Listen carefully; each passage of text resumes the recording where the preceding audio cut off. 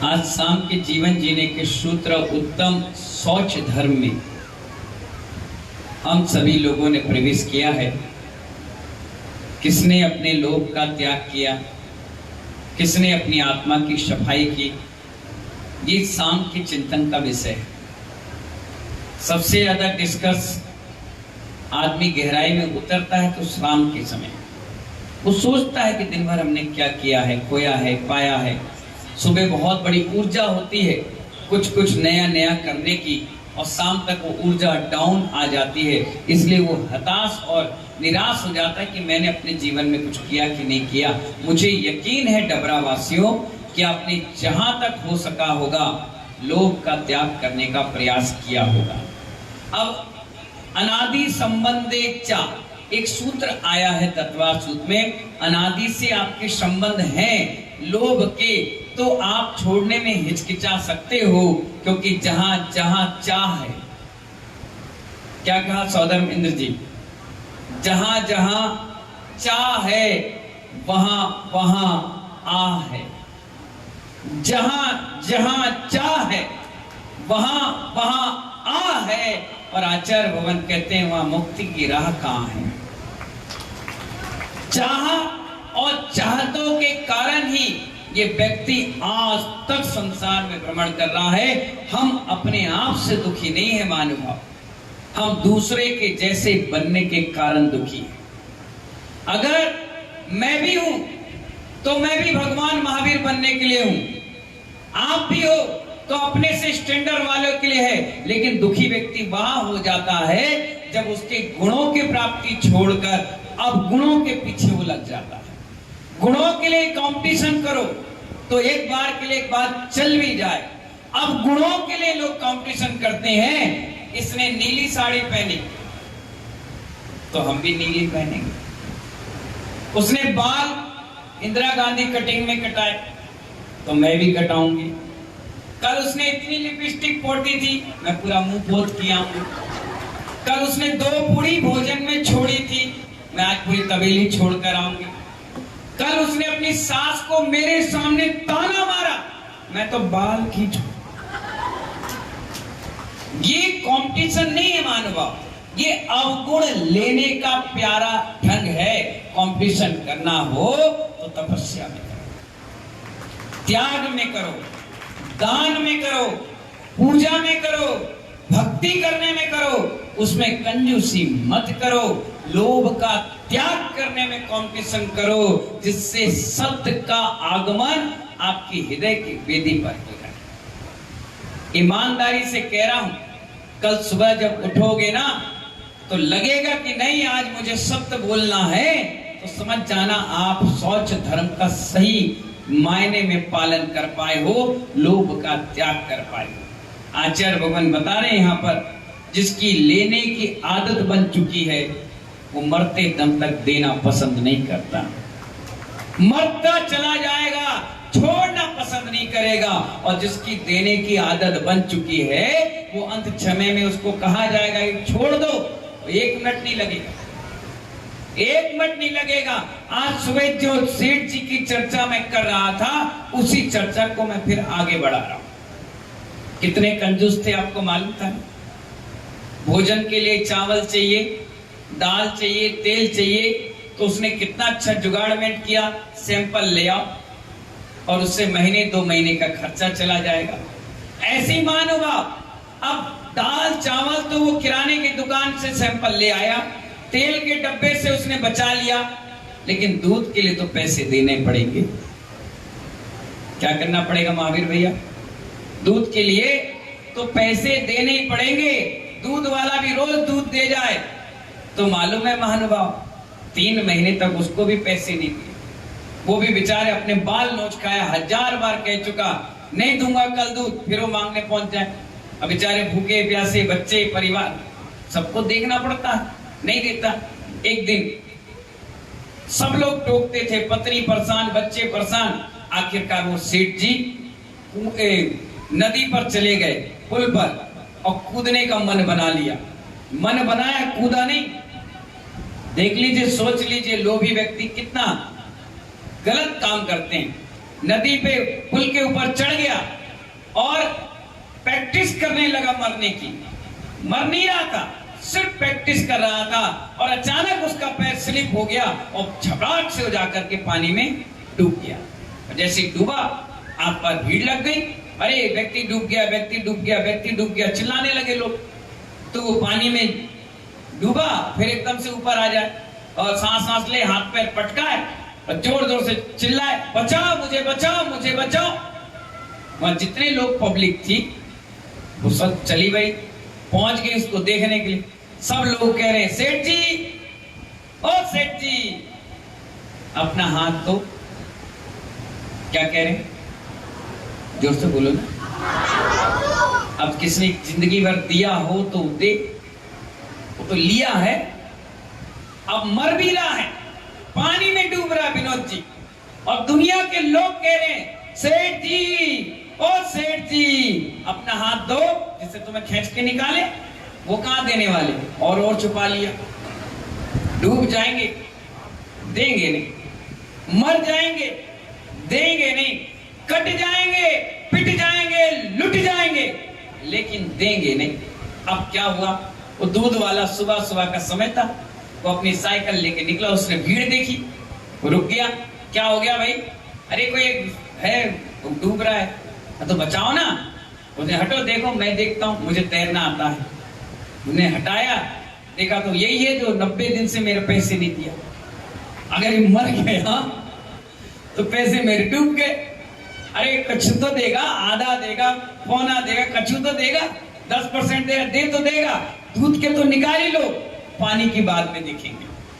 तो उसने देखा, सब लोग से कहा, ये कैसे गिर गए? बोले पता नहीं, ऊपर से गिरे, हमने तो आवाज आई इसलिए हम आ गए।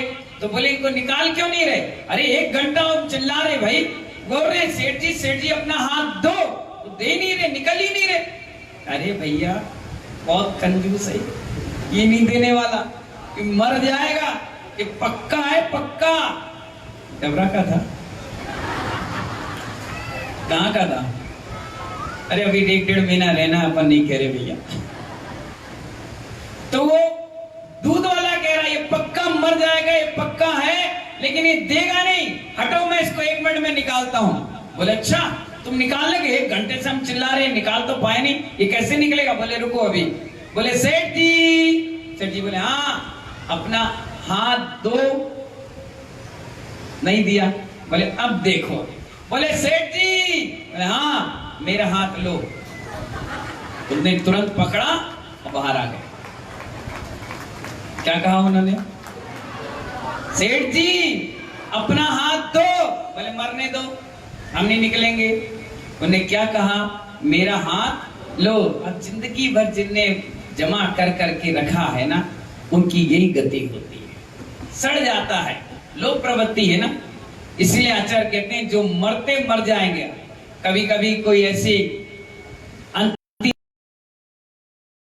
संबोधन के लिए जाते हैं तो हम उनसे पूछते हैं कुछ त्याग करोगे? तो अगर जिंदगी भर त्याग किया है तो कहते हैं हाँ त्याग करेंगे, और नहीं तो कहते हैं नहीं, हमने बहुत दे लिया। नमोकारमत सुना है, सुबह से शाम तक सुन रहे हैं, टूटने वाली नहीं है महानुभाव। कुछ तो ऐसे भी हैं जो थूक करके भी चाट लेते हैं। वो ऐसे लोग हैं जो दान बोलने के बाद भी नहीं देते हैं। आचार्य भगवान स्पष्ट ऋण सार ग्रंथ में कह रहे हैं, वो वैसे लोग हैं जो विष्टा को थूकने के बाद चाटते हैं, जो दान बोलने के बाद भी पैसा ना दे। और ऐसे लोग की गतियां अगले भाव में, अगले भाव छोड़ो, जो मोहल्ले में सूकर और कुकर जो नालियों में घूमते हैं ना, कीचड़ में आनंद लेते हैं, इंटरनेशनल रेस्टोरेंट में उनको देखकर बोलना एक बार, तुमने मंदिर का बोल कर नहीं दिया था ना, आज ये गति है, मैं भी नहीं बोलूंगा और नहीं दूंगा तो मैं भी तुम्हारे बगल में ही पड़ा मिलूंगा। विष्टा में कीड़ा बनना पड़ता है। जो 2 नंबर सुबह सुबह होकर आते हो ना, हाथ में लग जाए तो 3 बार धोते हो, उस विष्टा में महानुभाव इस लोभ प्रवृत्ति के कारण कीड़ा बनकर के जिंदगी भर उसी में रहना पड़ता है। और काहे की जिंदगी 2 मिनट 5 मिनट के बाद सिर्फ एक ही तो शरीर ही है, स्पर्श इंद्री है, रसना इंद्री है, इसके बाद 2 इंद्री के बाद तीसरी इंद्री नहीं मिल पाती। ना आंख मिलेगा, ना नाक मिलेगा, ना कान मिलेगा। क्या जिंदगी है। इसलिए कहा जाता है ये लोभ प्रवृत्ति का आज त्याग कर देना चाहिए। और इसलिए आचार्यों ने कहा ये 10 लक्षण पर में जिंदगी भर अगर तुम्हारा 1 पैसा भी किसी मंदिर पर बकाया हो तो लाकर तुरंत उसे दे देना चाहिए कि देखो भैया, कल सुबह मल में विष्ठा में कीड़ा बनना पड़े उससे अच्छा भैया मुझे परमात्मा बनना, मुझे कीड़ा नहीं बनना। सूकर या कुकर बन करके लोगों की विष्ठा खाना पड़े या नाली या कचड़े में पड़ा रहना पड़े, जिसे देखकर की महिलाएं घिन आती है, ऐसा जीव ना बनना पड़े। इसलिए मुझे आज लोभ का त्याग करना चाहिए। इसलिए आचार्य भवन कहते हैं बहुत प्यारी बात, विष्ठा में कीड़ा बनना हो तो मंदिर का बोल कर जाओ और मत दो, और अगर विष्ठा में कीड़ा नहीं बनना हो तुरंत बोलो और तुरंत लाकर जमा कर दो। आप भी फ्री और हम भी फ्री, समिति भी फ्री, ना कहने का ना बोलने का कारण हो। इसलिए आचार्य भवन कह रहे हैं कि जो कंजूस प्रवृत्ति के होते हैं, जिनके हाथों में धन लक्ष्मी होती तो है पुण्य से, लेकिन दान देने की प्रवृत्तियां नहीं होती, छोड़ने की और त्याग करने की प्रवृत्ति नहीं होती। आचार्य भगवान इसलिए कहते हैं कि जब भी मंदिर जाओ तो खाली हाथ मत जाओ, गुरु जी के पास जब भी आओ तो खाली हाथ मत आओ, जिनवाड़ी के सामने भी जब जाओ तो खाली हाथ मत जाओ, वहां पर त्याग करो, चाहे कुछ भी करो लेकिन करके आओ।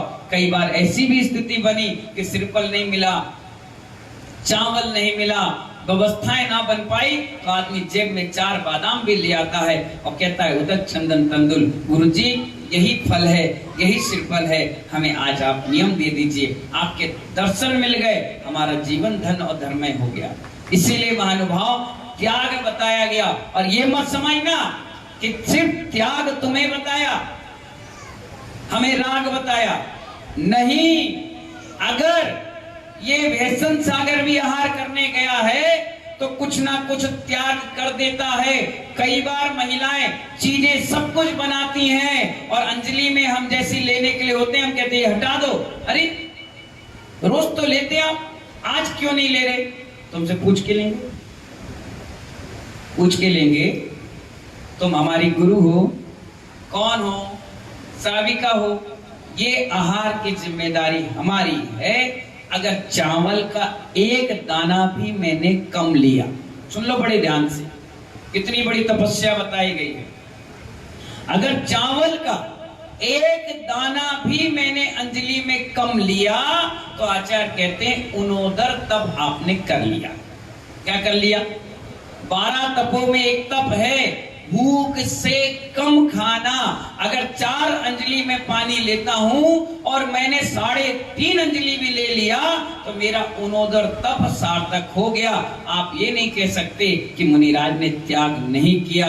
मुनिराज ने जो आहार लिया वो गर्त पूरण के लिए लिया है। हमारा आहार लेना भी महानुभाव कर्म निद्रा का कारण है, और तुम्हारा पेट भरकर भोजन करना भी पुण्य का क्षय करना है।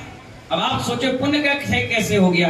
आप जितना कम खाएंगे उतना श्रावक का कर्म आश्रव कम होगा, जितना खाएंगे उतना ही कर्म का आश्रव बढ़ेगा।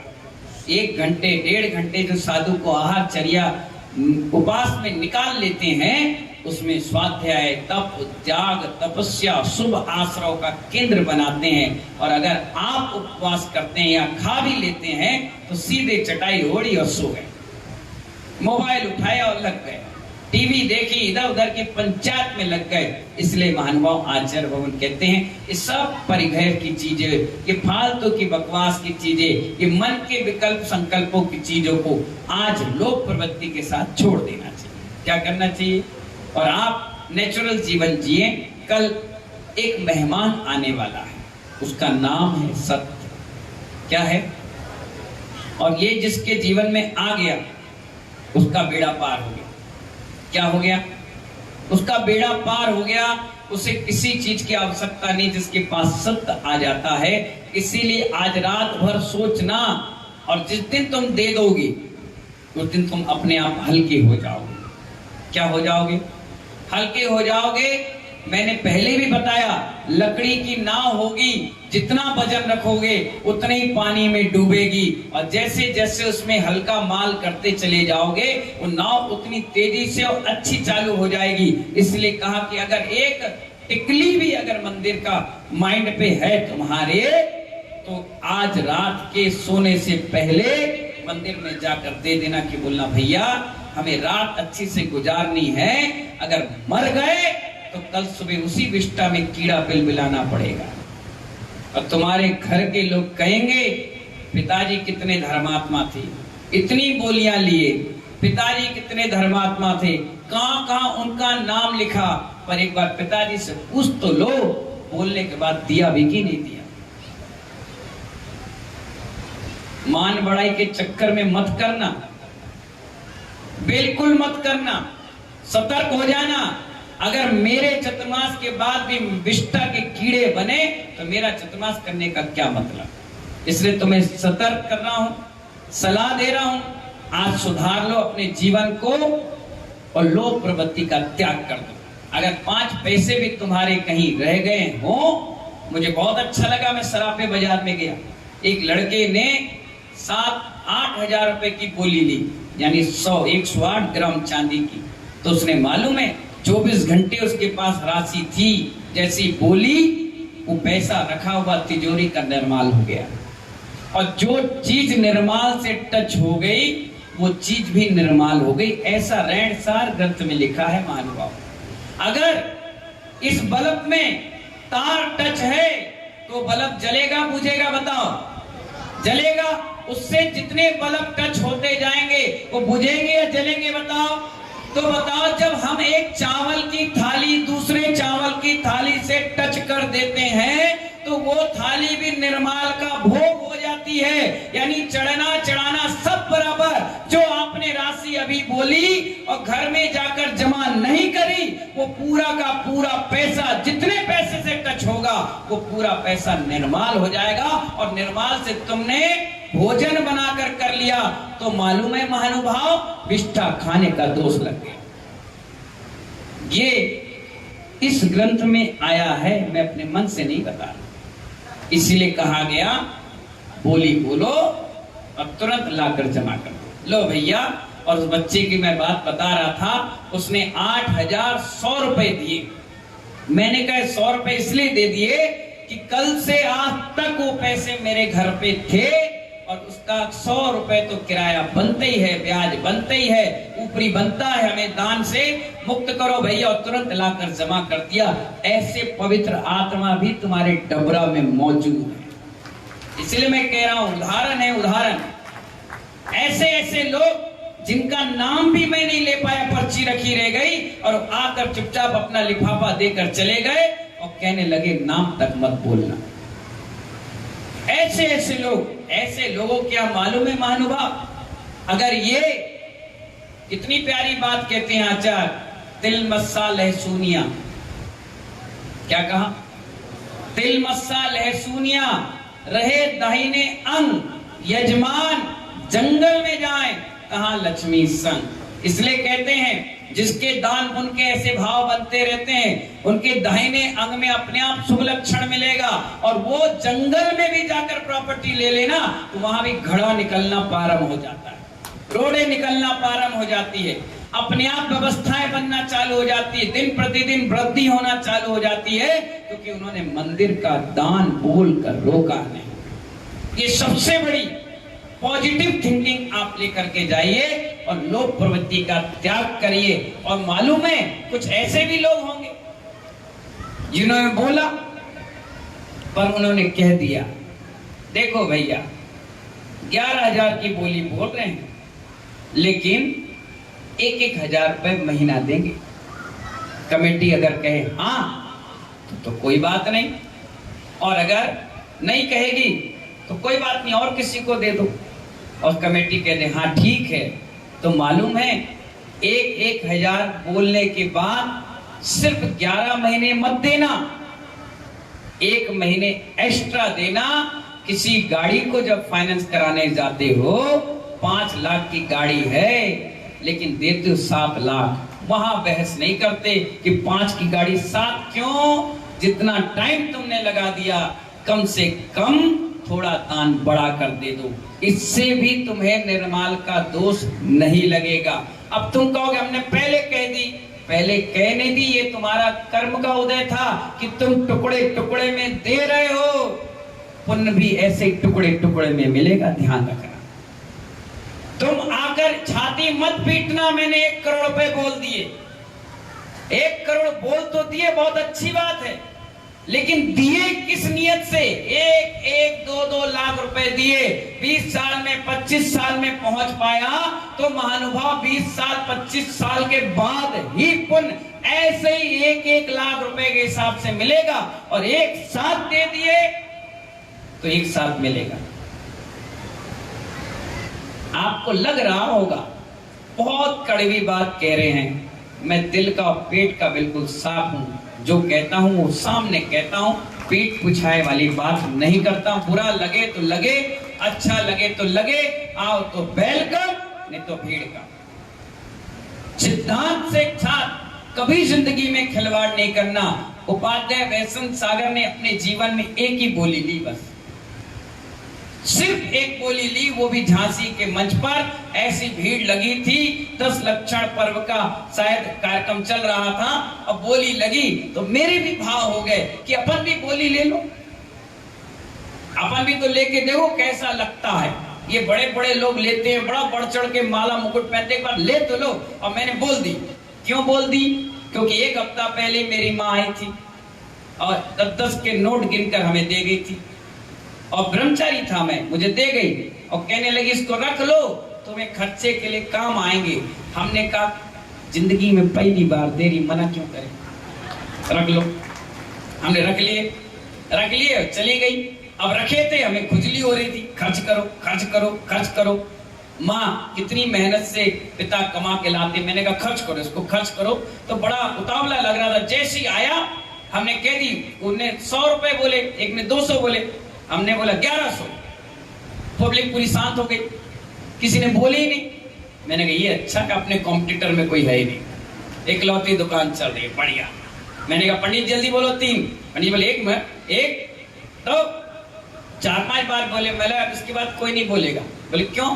मैं किसके हैं?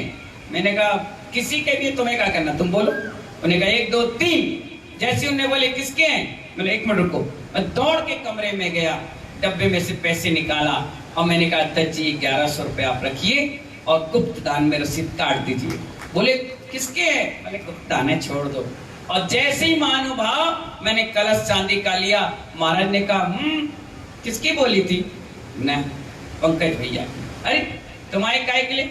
मैंने कहा माँ दे के गई थी, खाना पीना तो अपन को है नहीं, ना लिपस्टिक ना पाउडर लगाए, ना कंघी करें, ना साबुन लगाए, क्या करेंगे पैसे का? इधर उधर घूम जाएंगे, कोई उठा के ले जाएगा। उनका था, लगा दिया मंदिर में, कम से कम उनको भी पुण्य मिल जाएगा, हमें भी मिल जाएगा। अच्छा ठीक है। महाराज ने नाम पढ़ा, हमने शांति धारा करी और उसके बाद जीवन में दूसरी बार शांति धारा नहीं हुई।